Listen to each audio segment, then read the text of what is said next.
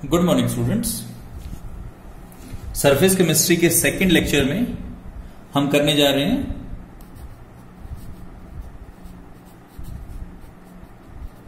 Adsorption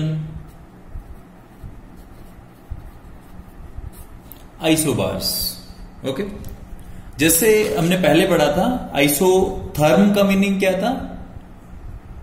therm means heat, iso का means same, तो इसमें हीट सेम थी मतलब थर्मल, या मैं बोल सकता हूं टेम्परेचर सेम था। ओके, यहां हम बात कर रहे हैं किसके लिए, आइसोबार्स के लिए। तो आइसोबार्स में क्या होगा, बार में क्या मेजर होता है, प्रेशर। इट मीन्स यहां हमारा प्रेशर कांस्टेंट रहेगा। ओके, और पहले की तरह बात करता हूं,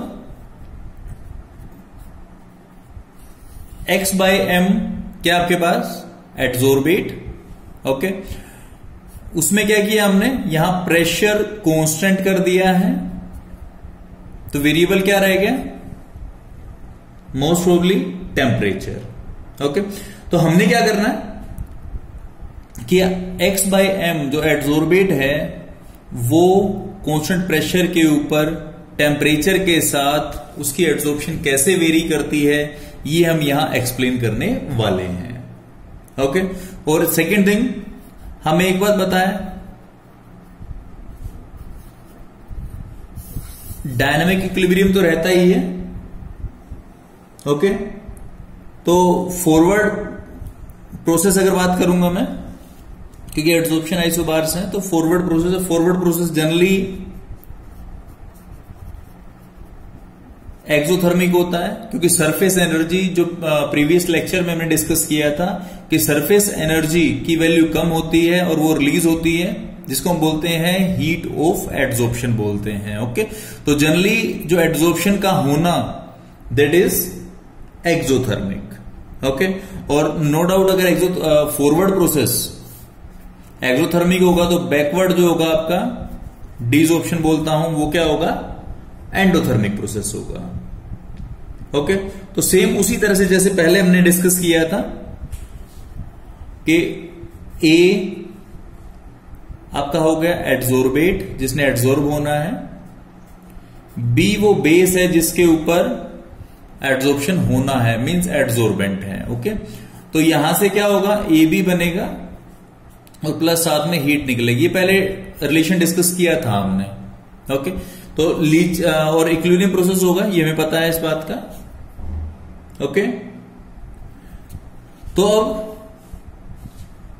केस जो पहले डिस्कस किया था उसी टाइप से बात करेंगे लीट चैटलियर प्रिंसिपल्स के ऊपर। ओके, फॉरवर्ड एक्सोथर्मिक है, मैं टेम्परेचर को इंक्रीज करता हूं। ओके, टेम्परेचर इंक्रीज और प्रेशर मेरे पास क्या है, कांस्टेंट है। ओके, प्रेशर कांस्टेंट, टेम्परेचर का इंक्रीज। टेम्परेचर इंक्रीज का मतलब क्या है, हीट का इंक्रीज, और हीट का इंक्रीज मींस क्या है, मैं क्या बढ़ा रहा हूं, प्रोडक्ट। ओके, और प्रोडक्ट अगर बढ़ा रहा हूं तो इक्विलिब्रियम किधर जाएगा, ली चैटलियर प्रिंसिपल के अकॉर्डिंगली रिएक्टेंट की तरफ। इट मींस एड्सॉर्प्शन कम होने वाली है। ओके, और अगर ग्राफ की बात करूं तो लगभग इस तरह का मेरे को ग्राफ मिलता है, x/m, यहां पे टेम्परेचर हो जाएगा, कुछ इस तरह का ग्राफ मेरे को मिलता है। ओके, ये है मेरे पास फिजिकल एड्सॉर्प्शन के लिए, क्योंकि फिजिकल एड्सॉर्प्शन में फोर्सेस काफी वीक होते हैं। ओके, और अगर ये फिजिजॉर्प्शन के लिए है। केमिजॉर्प्शन की अगर बात करूंगा,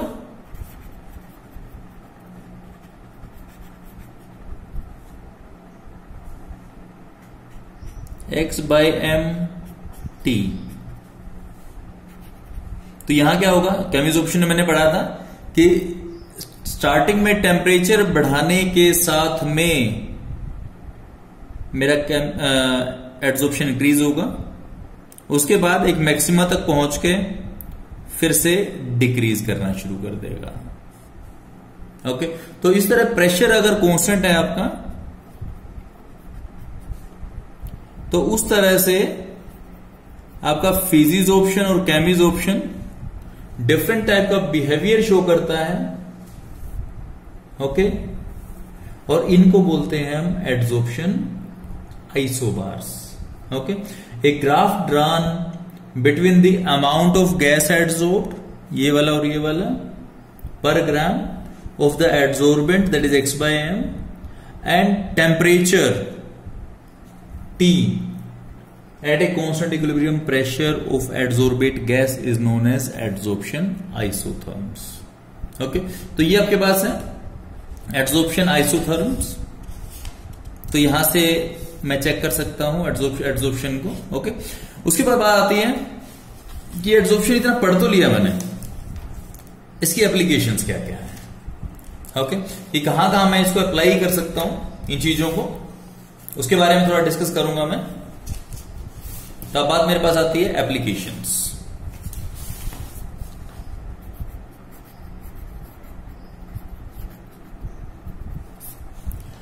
एप्लीकेशंस फर्स्ट जो मेरे पास है, इन प्रिजर्विंग वैक्यूम, क्योंकि वैक्यूम क्या होता है, जहां कोई भी मटेरियल नहीं होता, दैट इज वैक्यूम। ओके, तो कुछ हद तक वैक्यूम तो हम वैक्यूम पंप से जनरेट कर लेते हैं, कोई दिक्कत नहीं है, ठीक है। लेकिन अगर एक्सट्रीम वैक्यूम चाहिए आपको, या लंबे टाइम तक वैक्यूम चाहिए, क्योंकि आपके पास कोई भी सिस्टम, जो जिस बॉक्स में आप या जिस सिस्टम में आप वैक्यूम क्रिएट करना चाहते हो, that is not ideal.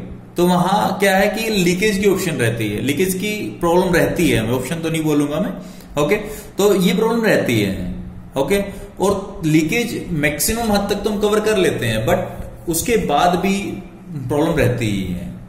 Okay, तो उस केस में क्या करते हैं, पहले जितनी वैक्यूम पंप से आपके पास गैस निकले, आप उसको निकाल दो। ओके, फिर क्या होगा, थोड़ा बहुत गैस अंदर रहेगा, उसमें क्या करूंगा, उसमें कोई एड्सॉर्बेंट इसके अंदर रख दूं, चारकोल रख दूंगा, या कोई और एड्सॉर्बेंट सिलिका जेल होगा वो रख दूंगा मैं।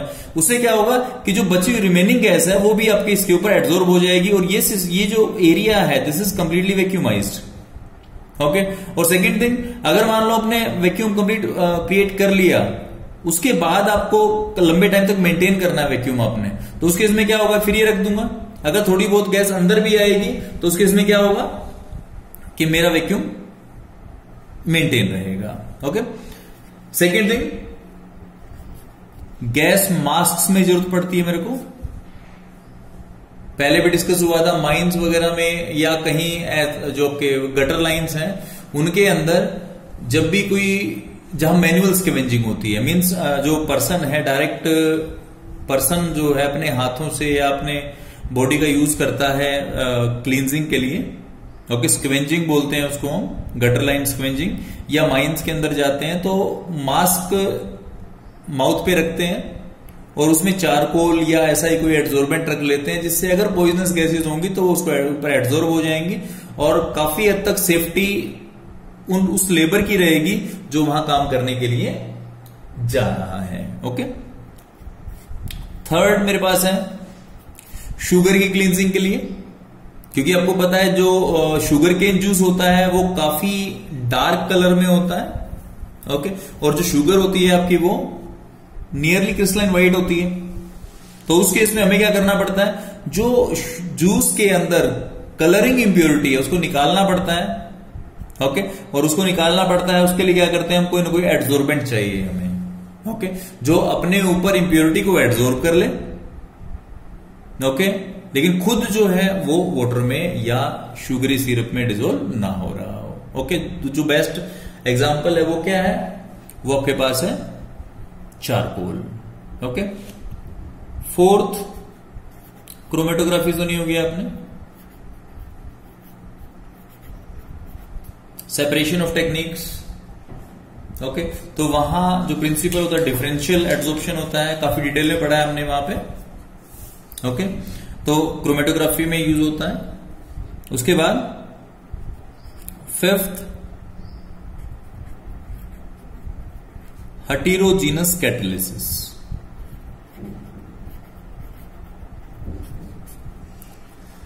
जहां आपके पास रिएक्टेंट्स और कैटलिस्ट एक ही फिजिकल स्टेट में होते हैं, वहां हमें रिएक्शंस को या जो रिएक्शन को प्रोसीड करवाने में हमें कोई दिक्कत नहीं होती। लेकिन जहां आपका कैटलिस्ट और रिएक्टेंट अलग अलग फेज में है, अलग अलग फिजिकल स्टेट में है, मीन सॉलिड कैटलिस्ट है आपके पास, लिक्विड या गैस आपका रिएक्टेंट है, तो उस केस में दोनों फेजेस को मिक्सिंग में हमें थोड़ी सी प्रॉब्लम आती है।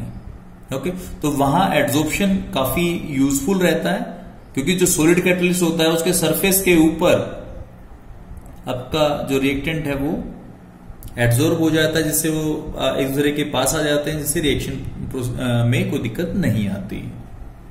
ओके, नेक्स्ट जो आपके पास सिक्स्थ है वो है एड्सॉर्प्शन इंडिकेटर्स।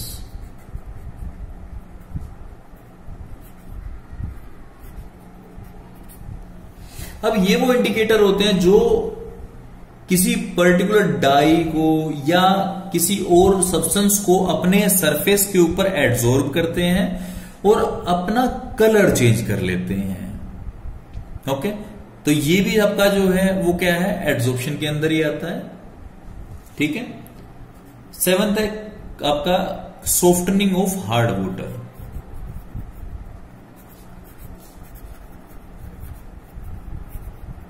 वाटर का टॉपिक था आपके पास हाइड्रोजन में, आपने पढ़ा होगा। हाइड्रोजन जो पिछले +1 में आपका चैप्टर था हाइड्रोजन, उसके अंदर वाटर आपके पास ऑप्शन था, उसके अंदर आपने हार्ड वाटर, सॉफ्ट वाटर, ये चीजें पढ़ी होंगी। ओके, तो उसके अंदर आपने ये चीज चेक की होगी कि हम काल्गोन के ऊपर या जो आपके पास तो काल्गोन मेथड था आपके पास CaLgON और परम्यूटेड प्रोसेस था, उसके अंदर जो आपका रेजिन था, रेजिन के सरफेस के ऊपर हम क्या किया करते, जो आपके कैल्शियम और मैग्नीशियम आयंस हैं उनको एड्सॉर्ब किया करते हैं। ओके, तो उससे जो वाटर आपका सॉफ्ट हो जाता था। ठीक है, उसके बाद नेक्स्ट जो आपके पास है वो है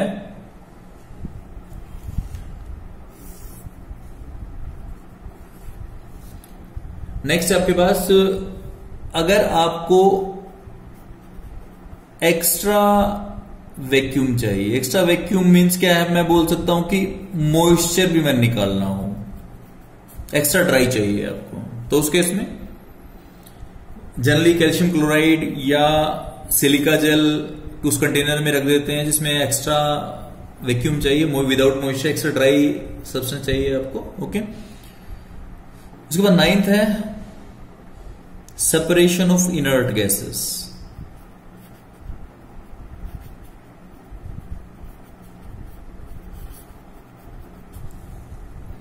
इनर्ट गैसेस में आपको पता है कि उनका सरफेस फोर्सेस काफी कम होते हैं, क्योंकि सिर्फ और सिर्फ उनके सरफेस एरिया पर डिपेंड करती है वो चीज। ओके, तो जो लार्ज साइज में गैसेस हैं, जैसे जो डाउन द ग्रुप हम जाते हैं, ओके, आर्गन हो जाता है आपके पास। ओके, तो जो बड़े साइज में होंगी वो आसानी से एड्सॉर्ब हो जाती है, क्योंकि सरफेस एरिया ज्यादा होता है उनका। ओके, तो वहां पे क्या कर सकते हैं, वहां पे जो है आपके पास वो इजीली एड्सॉर्ब हो जाएंगे लार्ज साइज में गैसेस, और जो स्मॉल साइज में होंगी वो कम एड्सॉर्ब होंगी, तो उसका डिफरेंस जो एड्सॉर्प्शन का है उसमें हम यूज कर सकते हैं। ओके, 10th है आपके पास फ्रोथ फ्लोटेशन प्रोसेस। ये 10th में पढ़ा होगा आपने, और इससे नेक्स्ट चैप्टर जो होगा मेटलर्जी होगा, उसके अंदर भी आप इसको पढ़ने वाले, फ्रोथ फ्लोटेशन। ओके, इसमें जो सल्फाइड ओर्स को हम सेपरेट कर सकते हैं, ये चीज पढ़ी होगी आपने। ओके, मेटल नॉन मेटल में जो सेपरेशन करते हैं, सल्फाइड कॉपर के सल्फाइड्स होते हैं। ठीक है, उसके बाद नेक्स्ट है पेंट इंडस्ट्री के अंदर।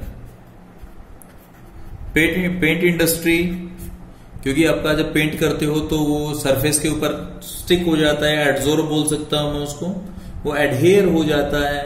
ओके, और हम जो है अलग अलग टाइप के एड्सॉर्बेंट्स मिक्स करते हैं पेंट के अंदर, ताकि वो जितना अच्छा वॉल्स के ऊपर या जो कि डोर्स हैं, विंडो पेन्स हैं, उनके ऊपर इजीली एड्सॉर्ब हो जाए।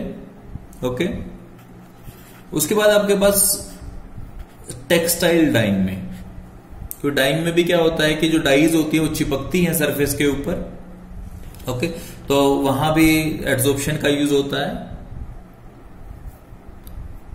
उसके बाद आपके पास डिजीज की क्योरिंग में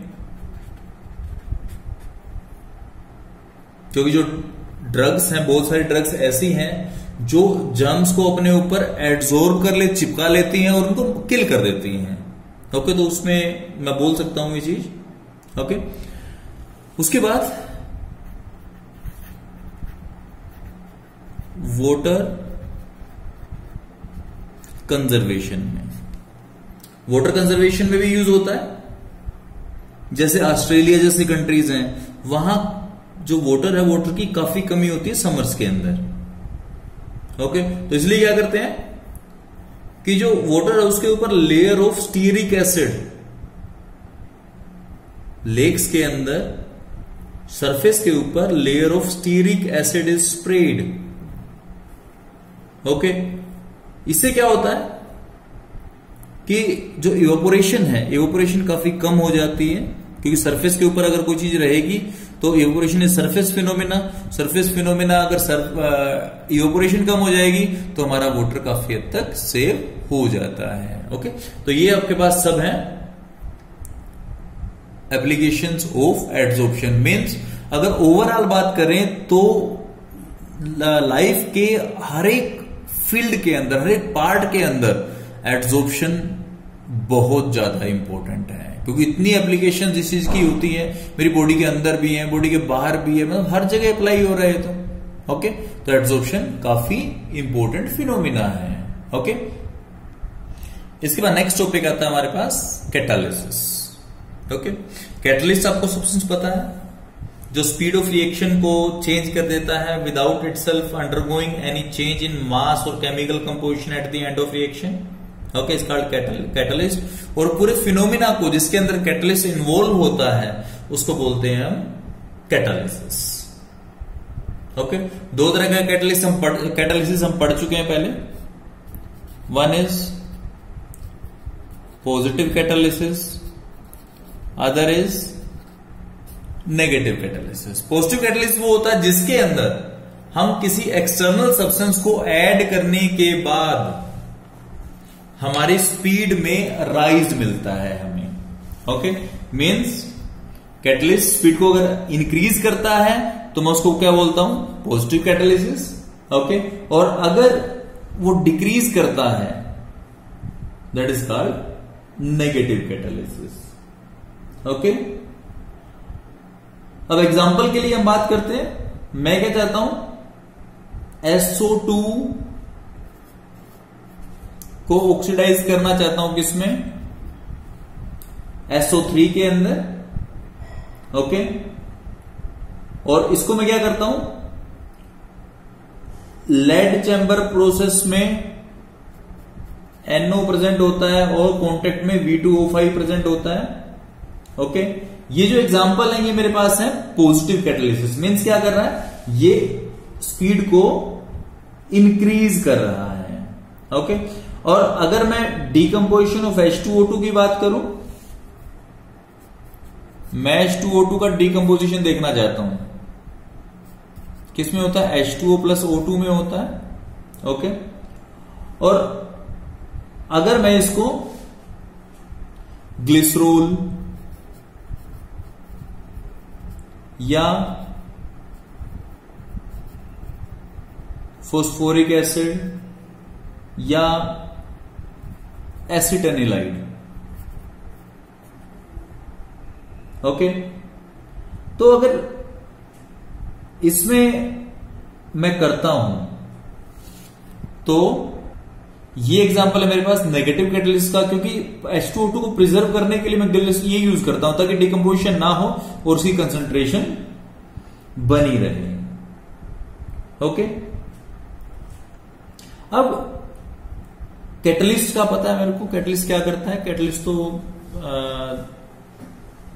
जहां पॉजिटिव कैटलिसिस है, मेजोरिटी ऑफ केस में पॉजिटिव कैटलिस्ट की बात करता हूं मैं। ओके, तो पॉजिटिव कैटलिस्ट केस में पहले पढ़ चुका हूं मैं। अगर पहले ये एनर्जी बैरियर था तो जिस तरह से आपका कैटलिस्ट डालोगे तो एनर्जी बैरियर कम हो जाता है पहले से, ठीक है। तो ये आपका पॉजिटिव कैटलिस्ट के बारे में है। और अगर नेगेटिव कैटलिस्ट की बात करूंगा, पहले ये था, वो क्या करेगा, नेगेटिव स्पीड बढ़ानी है तो बैरियर को बढ़ा देगा उसको। ओके, इसके साथ में कैटलिस्ट के साथ में क्या आपके पास है, प्रोमोटर्स एंड पॉइजन्स। अब कैटलिस्ट तो स्पीड को बढ़ाता ही है, ओके। तो कैटलिस्ट स्पीड को बढ़ाता है। अगर मान लो कैटलिस्ट की एफिशिएंसी और बढ़ानी हो तो उसके लिए यूज होते हैं प्रोमोटर्स, ठीक है। और अगर कैटलिस्ट की एफिशिएंसी मेरे को स्लो करनी हो तो उसके लिए क्या यूज होते हैं, पॉइजन, ओके। अब मैं बात करता हूं किसके लिए, अमोनिया की मैन्युफैक्चरिंग की बात करता हूं। N2 plus H2 this is giving me NH3, ठीक है। तो इसके अंदर मैं क्या करता हूं, आयरन को एज ए कैटलिस्ट यूज करता हूं। इसमें कुछ यील्ड आती है प्रोसेस की, ठीक है। और अगर इसी के साथ मैं मोलिब्डेनम और यूज कर लूं तो उससे क्या होता है, this acts as a catalytic promoter, मतलब इसकी एफिशिएंसी को और ज्यादा बढ़ा देता है, ओके। तो ये आपके पास क्या है, दिस इज पॉजिटिव कैटालिसिस बोल सकता हूं मैं इसको आयरन के केस में। और मोलिब्डेनम में ऐड कर तो प्रोमोटर ऐड कर दिया मैंने उसके अंदर, ओके। उसके बाद कुछ सब्सटेंस ऐसे होते हैं जैसे आर्सेनिक हो गया, कार्बन मोनोऑक्साइड हो गया, इस तरह की क्या करते हैं, ये जनरली कैटलिस्ट को स्लो कर देते हैं, कैटलिस्ट की जो एफिशिएंसी उसको कम कर देते हैं, उनको मैं बोलता हूं कैटालिटिक पॉइजन्स, ओके, ठीक है। उसके बाद अब बात आती है कि कैटलिस्ट पढ़ तो लिया मैंने, ओके। कितने टाइप्स का है, टाइप्स की अगर बात करूं तो कैटल दो तरह का होता है। First is homogeneous catalysis, second is heterogeneous catalysis. Homogeneous catalysis क्या होता है, ऐसा कैटालिसिस जिसके अंदर मेरे रिएक्टेंट और कैटालिस्ट सेम फेज में, ओके। मीन्स आपका कैटालिस्ट, आपका जो ये वाला पार्ट और रिएक्टेंट सेम फेज में हो, ताकि उनको रिएक्शन में कोई ज्यादा दिक्कत ना आए। This is called homogeneous catalysis, okay. और जो कैटालिस्ट जो बोलते हैं होमोजीनस कैटालिस्ट। एक कैटालिसिस है पूरे प्रोसेस को बोलते हैं और इंडिविजुअल बोलते हैं कैटालिस्ट, ओके। जैसे SO2 प्लस O2 से ऑक्सीडेशन कर रहा हूं मैं किसमें, SO3 में, और कैटालिस्ट क्या यूज हो रहा है, ये भी गैसियस स्टेट में, ये भी गैसियस में है, ये भी गैसियस में है, ये भी गैसियस में है। It mean this have the same phase, और इसको मैं बोलता हूं होमोजीनस कैटालिसिस, ओके। इसी तरह से CO प्लस O2 की बात कर लेता हूं मैं, मिलता क्या मेरे को CO2, और यहां जो है ये भी हर एक all gaseous, this is called homogeneous catalysis, okay. इसी तरह अगर मैं बात करूं हेटेरोजीनस कैटालिसिस के लिए, तो हेटेरोजीनस कैटालिसिस तो मैंने अभी पढ़ा ही है, N2 प्लस H2 ये क्या है, गैसियस है, ये सॉलिड है। एक तो एग्जांपल यही बन जाता है मेरे पास, N2 plus H2 Fe solid में और सारे गैस हैं, ठीक है। तो इस तरह का कैटालिसिस, या फिर अगर मान लो मैं SO2 की ऑक्सीडेशन ही करूं इन दी प्रेजेंस ऑफ प्लेटिनम और V2O5, तो क्या होगा, SO3 में कन्वर्ट हो जाएगा। अब यहां देखो NO गैसियस है तो ये होमोजीनस कैटालिसिस है, और अगर प्लेटिनम सॉलिड है और ये गैसियस है तो it mean this is heterogeneous catalysis, okay. तो ये आपके पास है टाइप्स ऑफ कैटालिसिस, ठीक है। अब हम जो बात करने वाले हैं कि होमोजीनस और हेटेरोजीनस, इसके लिए अलग अलग थ्योरी दी गई है, ठीक है। और वो थ्योरी क्या बताती है, हमें एक्सप्लेन करती है कि होमोजीनस और हेटेरोजीनस चल कैसे रहा है, ओके। तो उसको थोड़ा सा डिटेल में पढ़ेंगे हम। इसमें होमोजीनस कैटालिसिस के लिए थ्योरी जो है वो है intermediate compound formation theory, okay. इसके अंदर बेसिकली क्या होता है,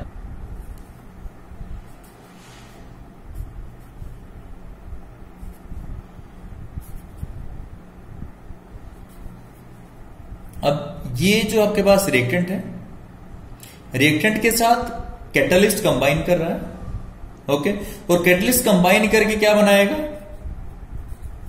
AC means reactant catalyst complex, okay, और कैटलिस्ट एब्जॉर्ब होके साथ में क्या करेगा, इसी को जो ए है, ए को कन्वर्ट कर देगा बी में, और लास्ट में जाके क्या हो जाएगा, बी अलग हो जाएगा और कैटलिस्ट अलग हो जाएगा। मींस कैटलिस्ट रीजनरेट हो गया और एक इसमें कन्वर्ट हो गया बी यानी प्रोडक्ट के अंदर। ओके, तो इस तरह से जो है आपका इंटरमीडिएट कंपाउंड फॉर्मेशन थ्योरी काम करती है। ओके, ये भी कह सकता हूं कि catalyst enters into the chemical combination with one or more of the reactant, okay, to forming an intermediate compound which then decomposes to combine with other reactant if any, कोई अगर है दूसरा कोई है तो उससे कंबाइन करेगा, और उसके बाद ये बीसी कॉम्प्लेक्स में कन्वर्ट हो जाएगा और फिर वो सेपरेट हो जाएंगे, प्रोडक्ट बन जाएगा आपके पास। मैं ये बोल सकता हूं। ओके, और एग्जांपल के लिए अगर मैं लूं तो उस केस के अंदर मैंने एक रिएक्शन ली है SO2 का ऑक्सीडेशन किसमें, SO3 में, in the presence of NO। Okay, तो इसमें क्या होता है, O2 जो है सबसे पहले O2 कंबाइन करता है इस रिएक्टेंट के साथ में, ओके, और ये बनाता है NO2। मींस कैटलिस्ट घुस गया किसके साथ में, एक रिएक्टेंट के साथ में, ओके, और फिर ये जो आपके पास इंटरमीडिएट बना है ये क्या करता है, ये दूसरे रिएक्टेंट कंबाइन करता है, SO2 प्लस NO2, यहां से क्या होगा, ये ऑक्सीजन इसको दे देगा और दोबारा NO रीजनरेट हो जाएगा, SO3 प्लस NO। अब ये कैटलिस्ट यहां की यहां रीजनरेट हो गया, और बट उसने क्या किया, O2 से एक ऑक्सीजन ली और वो ट्रांसफर किसे कर दी, SO2 को, जिससे आपका प्रोडक्ट बन गया। ओके, तो इस तरह से आपका होमोजीनस कैटालिसिस, जहां स्टेट फिजिकल स्टेट सेम है, तो इस तरह से रिएक्टेंट प्रोडक्ट में कन्वर्ट होता है। ओके, अब दूसरी बात मैं करता हूं किसके लिए, हेट्रोजीनस कैटालिसिस के लिए। ओके, तो ये था होमोजीनस कैटालिसिस। अब मैं बात किसके लिए कर रहा हूं, हेट्रोजीनस कैटालिसिस के लिए। अब हेट्रोजीनस कैटालिसिस में क्या होगा, यहां चलती है आपकी modern adsorption theory. Okay, adsorption theory में क्या होगा कि जो आपका सॉलिड कैटलिस्ट है, ये सॉलिड कैटलिस्ट है, ओके, उसके ऊपर क्या होगा कि जो आपका गैसियस कैटलिस्ट क्या करेगा, इसके ऊपर एडजॉर्ब हो जाएगा, जो रिएक्टेंट है वो एडजॉर्ब हो जाएंगे इसके ऊपर, और उसके बाद क्या होगा कि ये इसको प्रोडक्ट में कन्वर्ट करके उसको बाहर निकाल देगा। मींस प्रोडक्ट बाहर निकल गया और ये कैटलिस्ट दोबारा रीजनरेट हो जाता है। ओके, तो जनरली जो इसकी अगर बात करता हूं मैं, तो ये 5 स्टेप्स में काम करता है। ओके, और वो 5 स्टेप्स क्या क्या होते हैं उसको थोड़ा चेक कर लेते हैं एक बार। ओके, सबसे पहले जो फर्स्ट स्टेप है उसके अंदर क्या होता है कि जो आपके पास रिएक्टेंट मॉलिक्यूल्स होते हैं वो किस पे डिफ्यूज कर जाते हैं, कैटलिस्ट के ऊपर। ओके, और होता क्या है कि रिएक्टेंट कैटलिस्ट के साथ में एक लूज बाइंडिंग बना लेते हैं, ओके, जिसकी फ्री वैलेंसीज होती हैं। ओके, उसके बाद क्या होता है कि यही केमिकल रिएक्शंस रिएक्टेंट्स की आपस में होती है, ओके, और इससे क्या बन जाता है, एक इंटरमीडिएट। ओके, और इंटरमीडिएट का कन्वर्जन हो जाता है किसमें, प्रोडक्ट कॉम्प्लेक्स में, पहले रिएक्टेंट कॉम्प्लेक्स था, प्रोडक्ट कॉम्प्लेक्स में कन्वर्ट हो गया। ओके, और उसके बाद क्या होता है कि ये जो प्रोडक्ट था ये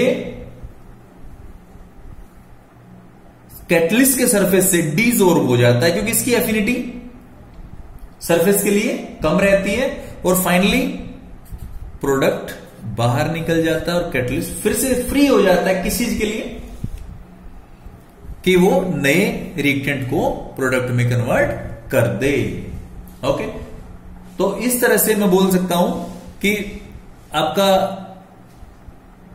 homogeneous catalyst intermediate compound formation theory पे काम करता है। ओके, और जो हेटेरोजेनियस कैटलिसिस है वो मॉडर्न एड्सॉर्प्शन थ्योरी पे काम करता है। ओके, अब टर्म आती है आपके पास जियोलाइट। ओके, और ये भी कहा जाता है कि जो जियोलाइट्स होते हैं वो शेप सेलेक्टिव कैटालिसिस या कैटलिस्ट होते हैं। ओके, कैटलिस्ट एक फिनोमिना है। ओके, और जियोलाइट्स जो होते हैं these are basically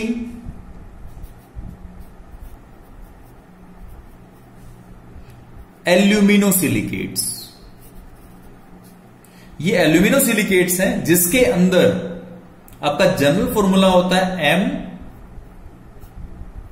x/n AlO2 x SiO2 y and ZH2O। Okay, ये आपके पास जो यहां N है, N is the charge on metal ion, means Mn+, ये आपके पास है। ओके, और जो जनरली जो मेटल होता है वो क्या होता है, लगभग मोस्टली केस में Na+ हो गया, K+ हो गया, Ca2+ हो गया। ओके, और Z जो है ये वाटर ऑफ क्रिस्टलाइजेशन या molecules, water molecules for hydration होता है। ओके, इसके अंदर ये जो आपके पास स्ट्रक्चर होता है, this is basically A microporous structure, microporous 3D structure.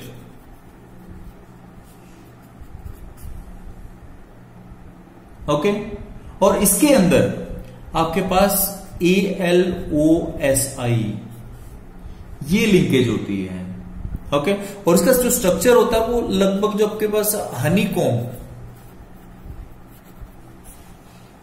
जो मधुमक्खी का छत्ता होता है जिसमें शहद निकलता है, हनी निकलता है, वो लगभग उसी की टाइप की शेप होती है इसकी।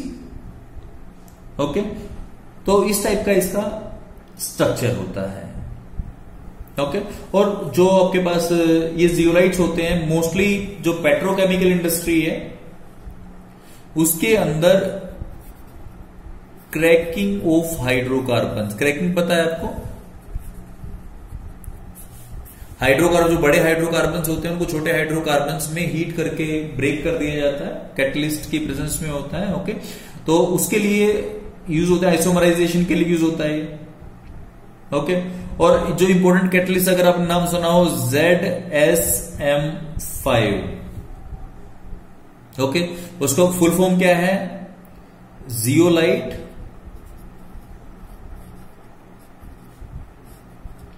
एस से आपके पास sieve, SIEVE, sieve of molecular porosity, M से है मोलिकुलर पोरोसिटी, और ये नंबर होता है 5। ओके, ये क्या करता है, ये अल्कोहल को डायरेक्टली गैसोलीन में मतलब पेट्रोल में कन्वर्ट कर देता है। तो कितना अच्छा अप्लाई, क्योंकि अल्कोहल हम कितना भी जनरेट कर सकते हैं, कोई मेजर इशू नहीं है हमारे साथ में। ओके, अल्कोहल तो फर्मेंटेशन ऑफ शुगर से आप इजीली बना सकते हो। ओके, तो अगर अल्कोहल को मैं क्या रखूं, ZSM5 के साथ रखूं तो क्या होगा, डिहाइड्रेशन हो जाता है, इसका डिहाइड्रेशन हो जाता है, और मेरे ऊपर क्या बनता है, हाइड्रोकार्बन। ओके, तो इस तरह से जो है मैं जियोलाइट्स का यूज कर सकता हूं। और जियोलाइट्स जो है वो काफी जगह पे आयन एक्सचेंजर्स कहां पड़ा है, +1 softening of hard water topic के अंदर हाइड्रोजन चैप्टर है आपका, ओके, उसके अंदर आपने पढ़ा आयन एक्सचेंजर्स। तो ये रेजिन्स की तरह काम करते हैं जो हाइड्रेटेड जियोलाइट्स होते हैं, ओके। ये जियोलाइट की पिक्चर है आपके पास कि लगभग कैसा होता है, ओके। जो डार्क आपको एटम्स दिख रहे हैं डार्क कलर में, दीज आर सिलिकॉन और एल्यूमिनियम, और जो पिंक कलर में दिख रहे हैं वो क्या है, ऑक्सीजन एटम्स हैं, ओके। तो ये जो आपके पास है, this structure consist of truncated octahedra, cuboctahedra बोलते हैं इसको, as a building blocks, okay. और ये जो structure this is beta cage या सोडालाइट केज टाइप स्ट्रक्चर ये होता है। और इसका जो फॉर्मूला है